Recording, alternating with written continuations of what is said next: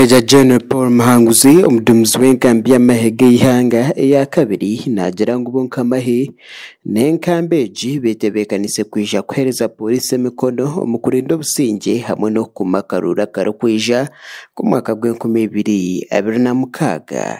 Omurumo gwo kubanza ogwo kuma ubururu nigwebemberwa polisi haza NATO.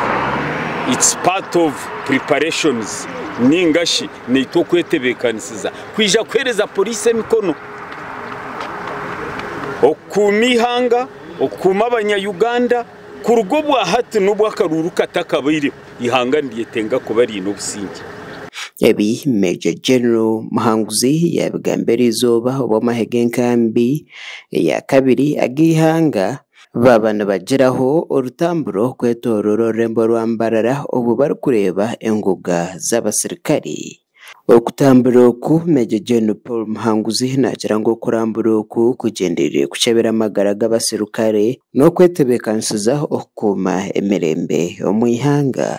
Ece kimuri kureba ntukora ninga ruto make ituruho ni kimwe omu exercise ezo kwera omusirikare kuguma ari physically fit twine constitutional mandate ningo murumo go kumihanga ryeitu. Ogu yayongera yashobora ngo abasirikare tubashemerere kuba batari kwebasa mu gukora imirimo yabo. Tubine kuba bariye bimuko, tubine kuba batari kwebasa mu gukora emero, tubine kuba batine mani.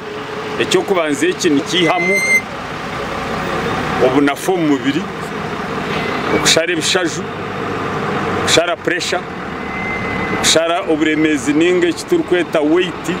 Major General Paul Muhanguzi hona yashobora ngo umusirikare w'ihanga ashimire kuba ari mu mbera nungi kandi hayitegurire buri mbera yona akire kona. Strategic leadership ahiya yetengera ku deploying abasirikare eka deploying abasirikare aberkwesiga ngo bahurire nibabasa kwirkanga nibabasa kwanyaguza nibabasa kuroringa mbwena military field activities nibabasa kukikora kandi kiryahambarira a second division kota honka units zona za second division waza kabare 31 battalion n'icyo rumwe rukora.